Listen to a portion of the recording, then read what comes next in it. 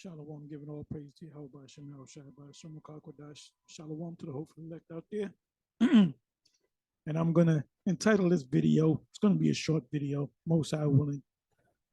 I'm going to entitle this video, Isaiah 4 verse 1 is getting ready to come to pass. And these women, these Israelite women, they see it. They just don't understand the scriptures. Anyway, this is Watchman Media. This was put up 3 days ago. Obviously, this was put up a while because he's no longer in the world of the living. Anyway, I watched up until almost a 5-minute mark of a 23 and change minute video. And basically, he's talking to this woman. She's 39. She's 33. And he asked pretty much the same question. They both, were there, different places, of course. And she kind of admits, and she's kind of, trying to figure this shit out.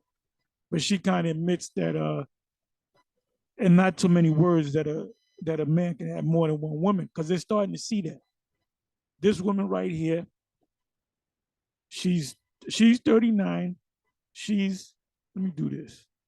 Get a better picture of them. Hey, the first thing you look at on a woman is the face.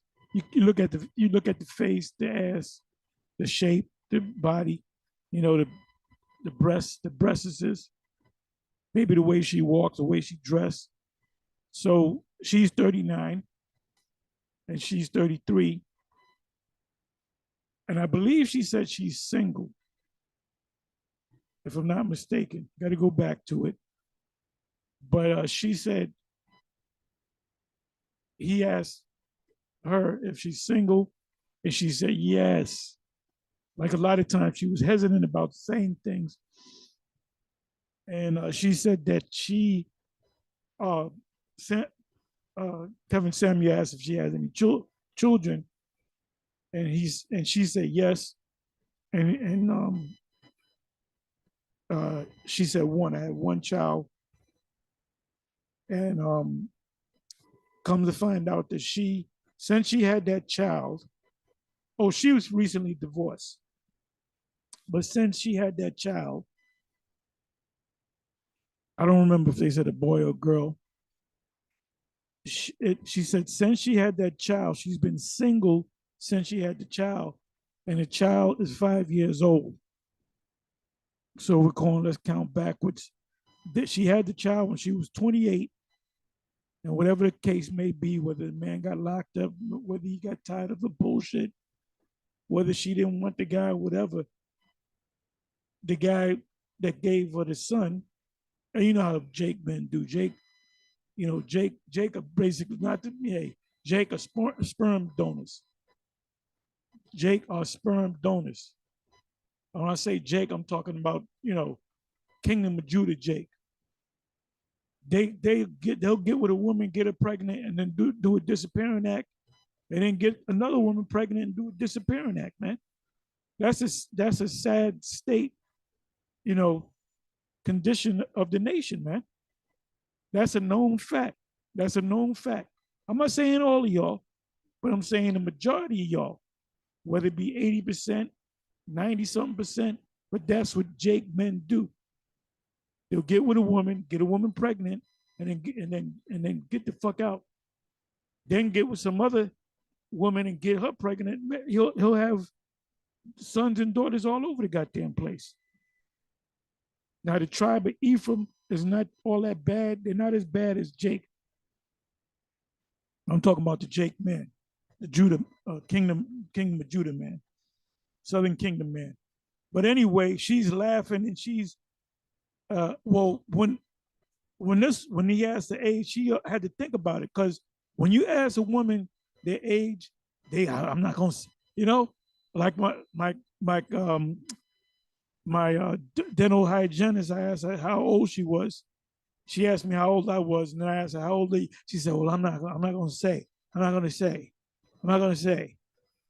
So this one, she kind of said it, but she didn't want to say it. And you see she's laughing. All these questions, he's probing her. And she's laughing. She got that smile on. You know, that Mr. Ed smile. Oh, she's a pretty woman though, just snapping. Like he cornered her. He cornered the both of them, but she did admit that yes, uh, you know, a man. It's we kind of see in this time that a man can have more than one woman.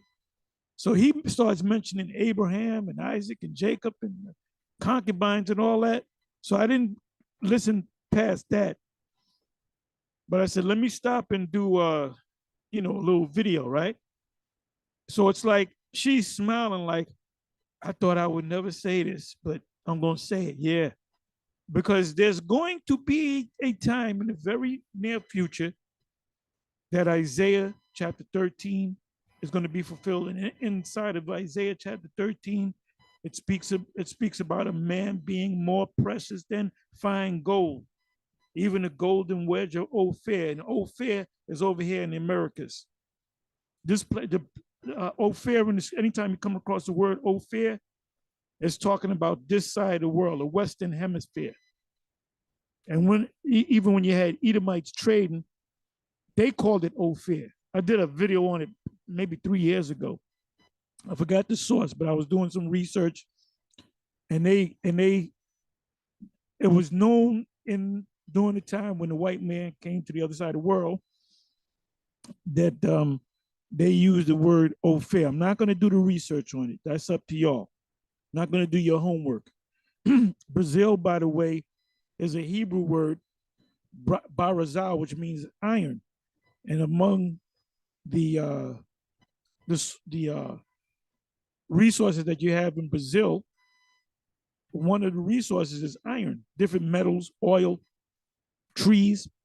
Brazil is considered the lungs of the earth. So this place was a paradise. When I say this place, I'm talking about North, Central, and South America, which includes Canada. It was a paradise. So going back to Isaiah 13, it said a man shall be more precious than fine gold, meaning you seek after gold. So that means a man is going to be precious. Matter of fact, let me do something. Let me go to that. And by the way, the Isaiah chapter 4, verse 1, and you may have IUIC. Remember, I'm not going to get all on in them. I'll do that tomorrow. But you know, Bishop, the great power, the man on high, the man on the high horse, Bishop Nathaniel. You know, his thing, and that's his gospel. That's his gospel. He said you can't have a, you know, you can only have one wife. He encouraged you to get a wife, but you can't have more than one wife. And I guarantee you, if you're coming up in there with one wife, he'll tell you you got to get rid of them wives or you got to leave with them 5 wives.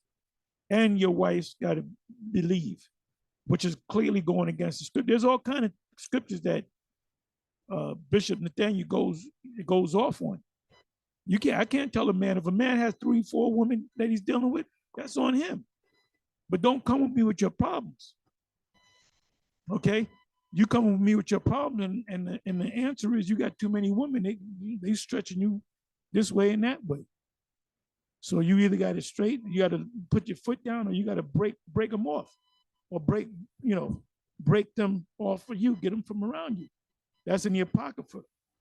If she goes not the way that thou will, let her give her a bill of divorcement and let her go. So what's going to happen when Isaiah chapter 4 comes into play? Now they might say, well, that's talking about in the kingdom. Oh, really? So that means your woman, your Hebrew Israelite wives are going to be working in the kingdom? Because that's what it says. So it's obvious that that's not talking about, Isaiah chapter 4 is not talking about the kingdom. It's talking about before the kingdom going into the kingdom. And in the kingdom, we're going to magnify wives anyway. But there's going to be a time, and it's happening right now, that you have men with more than one woman. Because, and I got to do do the research to look up the data, there's certain places where you find out the ratio between men and women, and it's always more, depending where you go. Like I said, I got to do the research. Like I heard Atlanta, there's like more women than men. Maybe 50% more women than men. So guess what? If it's one woman and one man, then 50% of those women are without a man. They're single. Oh, and another thing, let me come back. Another thing. She says she's a Christian. Like I think he asked, what's your religion? And she says, I'm a Christian. Like she didn't want to even say it. Because now it's embarrassing for Jake to call himself a Christian. You know, Jake don't eat pork, whether they got it from the Muslims or the Israelites. Jake, there's a thing with Jake. I don't eat no pork. They must have heard Farrakhan or somebody, but now the Israelites are saying it. So if a Jake says he eats pork, like this one guy from England, this nigga, fucking nigga from England that I used to work with, and at the end of the year, we have the end of the year party with the boss and everything. So he from England, right? So I'm with this one Jake I'm cool with, this dude, and then him, he's another Jake, he's from England. So we're ordering food, you know, I'm making sure that there's nothing, and I asked the waitress, I said, there's not pork in here, right? You know, there's not pork, right? There is no pork in it. This part, no, I can't eat it. So then the other brother that I was cool with, he didn't order any pork, right? I forget what everybody else, the Edomites or whatever. So it came under him, and I remember, like, I wanted to smack the shit out of this nigga. He said, what would you like, sir? He said, I like a pork chop. The way he said it with and I looked at this motherfucker in my mind. I said, oh, you one of them, you know? And I kind of gave him that Denzel look like, mm-hmm. It was funny as hell because I reacted to it. I said, what the fuck? What kind of, like, my mind was like, what kind of nigga are you? But anyway, Jake, even if niggas eat pork, they'll lie. No, I don't eat no pork. No, I don't eat no pork, man. My uncle's Muslim. I don't eat no pork. Here, meanwhile, you eating fucking pork behind the scenes. So just like being ashamed of, let's say, eating pork, these Christians are ashamed of being Christians. She didn't want to say it. You watch it. She didn't want to say, and I believe that she smiled at it. I'm a Christian. I'm a Christian. You got to go back and watch it. And when she said, anytime somebody says Jake that's a Christian, I know he's a knucklehead or she's a knucklehead. You know, she's you know, she's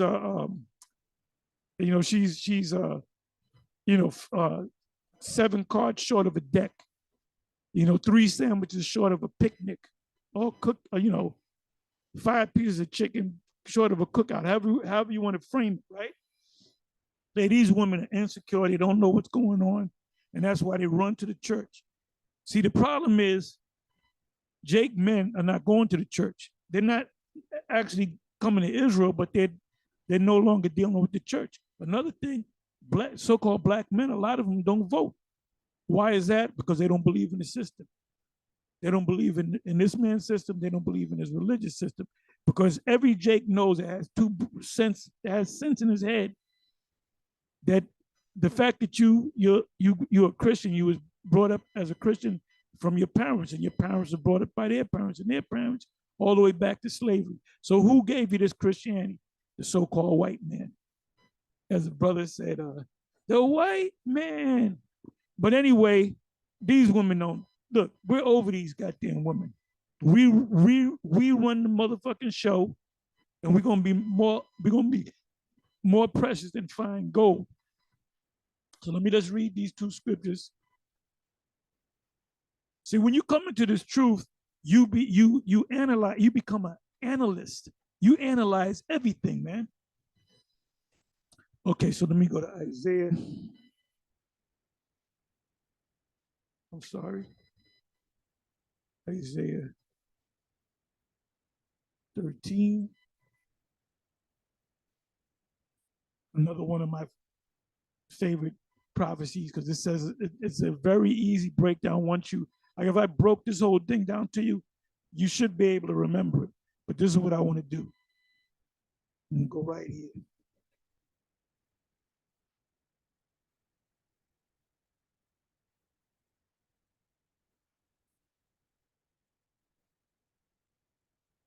I'll start at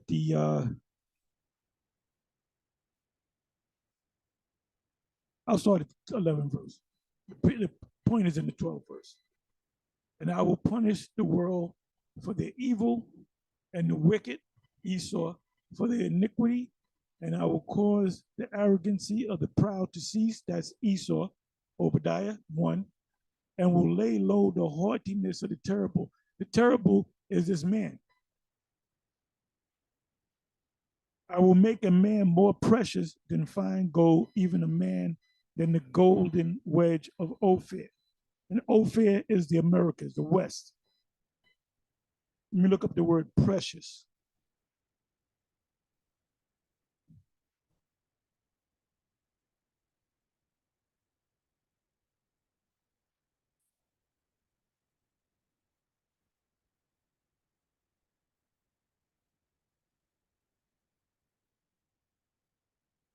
The word is Yahawah, Yahawah. To esteem, be prized, be prized. Like you got Jake that plays for the NBA, that plays for the NFL, that are boxing champs. You know, women look to get with them. You know, whatever. If you're the boxing champ, if you're the UFC champ, women want to get with you because you're famous and you're rich. And so that means you're going to be a prize. So all Israelite men that know that they're Israelites, that are of the elect, because they're going, when all hell breaks loose, we're gonna be cool as a cucumber. You know, Isaiah 33:6. What does this say? I hadn't gone through it. Wisdom and knowledge shall be the stability of thy time, and strength of salvation. Wisdom and knowledge shall be, am I hoping quoting it right? Wisdom and knowledge shall be the stability of thy time, and strength of the salvation.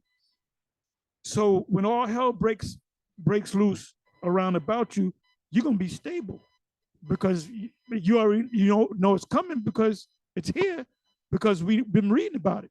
So here it is. So all we're doing is we're looking at the prophecies and we're saying, okay, that prophecy took place, this prophecy took place. The main prophecy that's going to take place before the deliverance and the destruction is the Charagma. So that's going to shake up those other camps. They're not going to be stable, and their followers are not going to be stable. So they're going to have to admit that the great millstone was right, the great millstone. So it says, to esteem, I said prize, be praised, be valuable, be precious, be costly, be appraised, to be precious, be highly valued. Oh, that's what this Kevin Sam used to talk about, the high value man. The only high value men are the Israelite men, especially when all hell breaks loose. Be esteemed, be costly, to be appraised, to make something precious.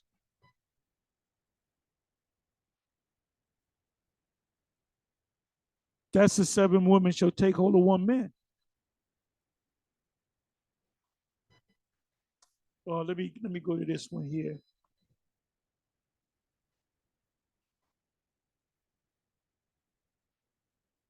I'll get ready to close. Second Ezra,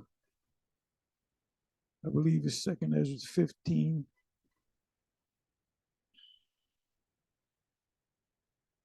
Let me do this.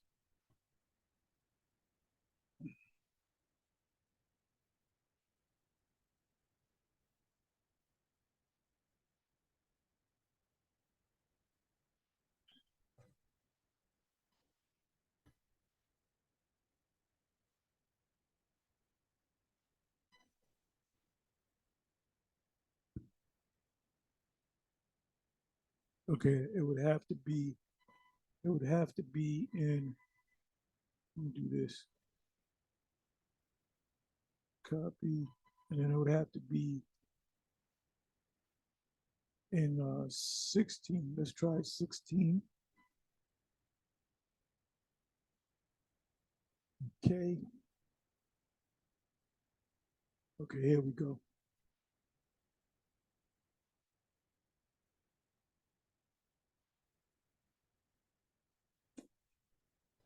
So this is Second Ezra 16. And this is all this stuff is going to happen in Second Ezra 15 and Second Ezra 16, because all these things, these train derailments and these fires and these food packing plants and processing plants, you know, and it's all done by design. So it says in the 33rd and the 34th verse, the virgins, young women of maritable age, shall mourn, having no bridegrooms. The woman shall mourn, having no husbands. Their daughters shall mourn, having no helpers. Who are the helpers? The men. In the wars shall their bridegrooms be destroyed, and their husbands shall perish of famine. So who you gonna get with? Who you gonna get with? You're gonna get the men that are stable within themselves, in themselves, which are the elect of Israel.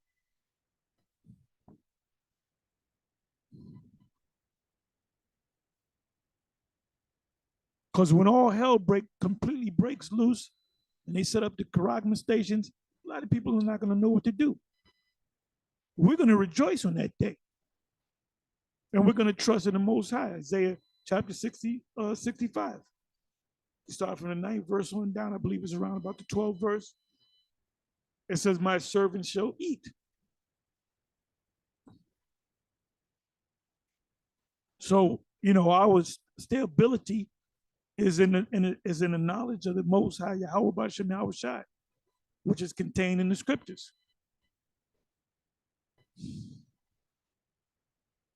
So now let me go from there to Isaiah 4 to show you that Isaiah 4 is going to come to pass before the kingdom. We're maybe a year and a half away, 2 years, year and a half. Be nice, year and a half in the kingdom, but it's that close. The kingdom is that close. It says, in that day, 7 women shall take hold of one man, saying, we will eat our own bread and wear our own apparel. Meaning, we'll you know, we ain't going to be a hindrance to you. That's not talking about the kingdom, because in the kingdom of heaven, our women are going to rest just like we're going to rest, pursuant to Isaiah chapter 14. Give thee rest from thy hard bondage that thou hast made to serve. So that's not talking about in the kingdom. That's talking about on this side, before the destruction. Saying, we will eat our own bread and wear our own apparel. Only let us be called by thy name to take away our reproach. And how do you take away reproach? Is when you have a child. And let me do this real quick.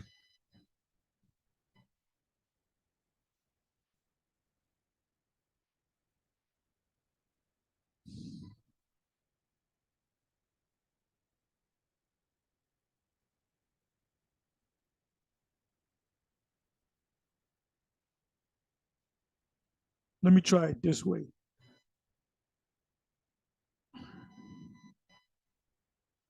Take, I'm almost positive it's Luke 2. Take away my reproach. Let's see if it comes up that way.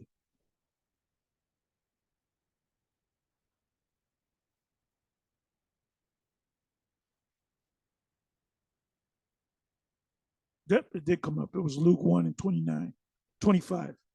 Luke 1, 25. Thus saith the Lord, thus hath the Lord dealt with me in the days wherein he looked on me to take away my reproach among men. Now let me go up a couple of verses.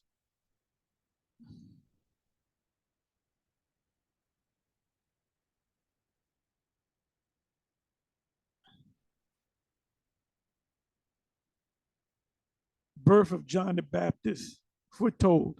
Yeah, the famous guy that fell out the truth.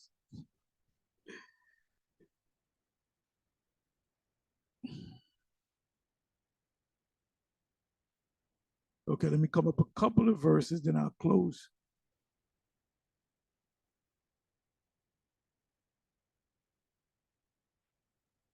Start at 21.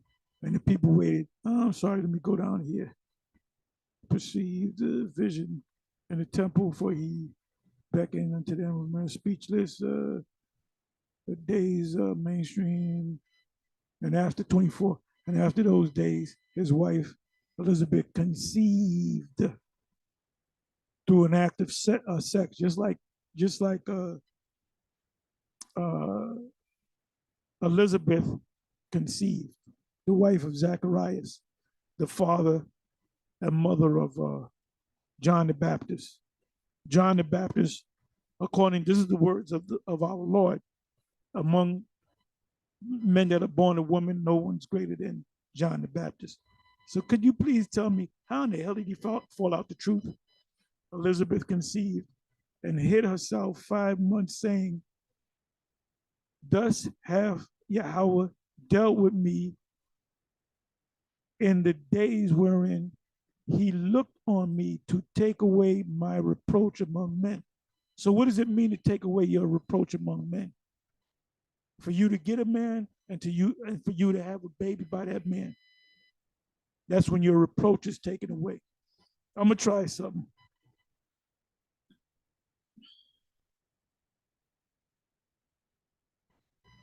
I'm gonna go to the Bible Hub commentary.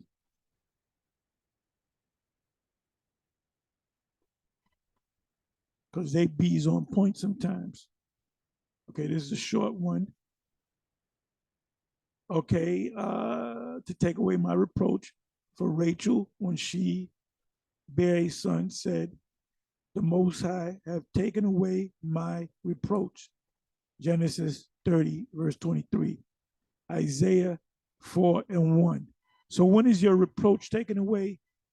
When you bear a child, especially a man child. Hosea 9 and 11.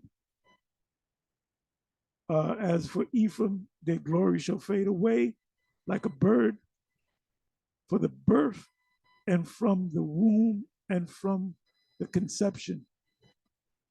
They will take, that's the fulfillment of the prophecies of the curses. 1 Samuel 1, verse 6. I believe this is the one that I wanted.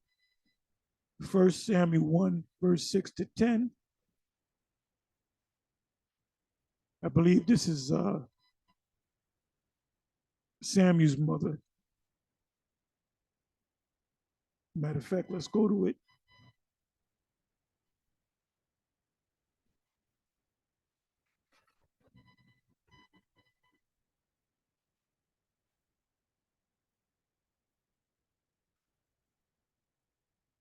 First Samuel 1, verse 6.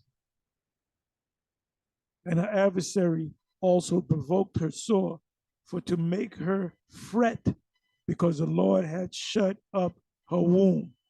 So they were making fun of her that she didn't have a child. That today that they call that an old maid. They talking shit behind your back. See, a woman, all these damn women that don't have a kids or children and have a career, they're not happy. They're miserable. But they good actors. Your spirit, the spirit that's in your body, the way your body is built. You know what a woman is? A woman is a walking, talking incubator. That's what a woman is. She's a walking, talking incubator. And a a nurse for her children. You're built to have babies. And as he did so year by year, when she went up to the house of Yahawah, so she provoked her, therefore she wept and did not eat. Yes, she was depressed. So let me get to the point. I want to get to the point.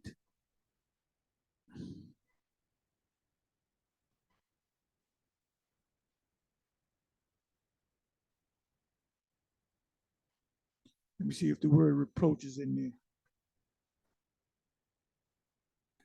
Put the word reproach. Okay, that's not it. That's not what I want.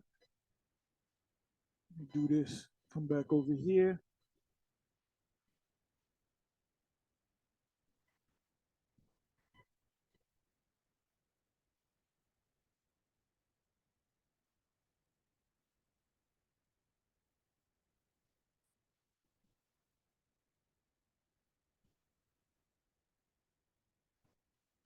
Okay, where was I?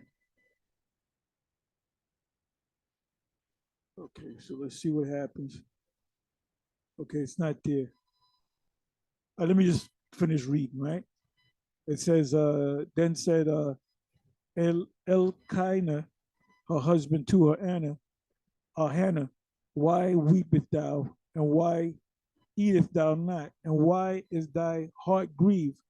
Am not I better to thee than 10 sons? No, because a woman is programmed to have children. So Hannah rose up after they had eaten in Shiloh, and after they had drunk. Now Eli the priest sat upon a seat by the post of the temple. This goes into something else. But anyway, ultimately,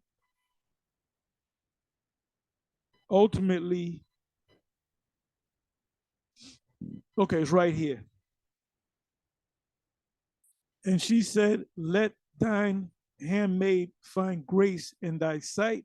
So the woman went her way and did eat, and her countenance was no more sad. Samuel is born to Hannah.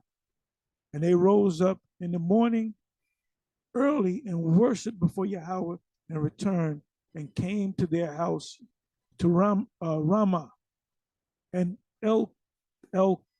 Elkanah knew Hannah his wife, and the Lord remembered her because he prayed to the Lord. Wherefore it came to pass, when the time was come, about after Hannah had conceived, that she bare a son and called his name Samuel, Shamaala, which loosely translated means heard of God. Why did she name her son heard of God? Because she prayed to God to have a son, and the Most High granted her a son. So she said, I'm gonna call my son heard of God, because he heard me in my prayers, saying, because I have asked him of the Lord. So I don't got to read no more. There's lessons within lessons. So what does it mean in Isaiah chapter 4 and on one on down to 1, that thou mayest take away my reproach, to have a man, to have his name, and to have children. Anyway, with that, I'm going to say shalom.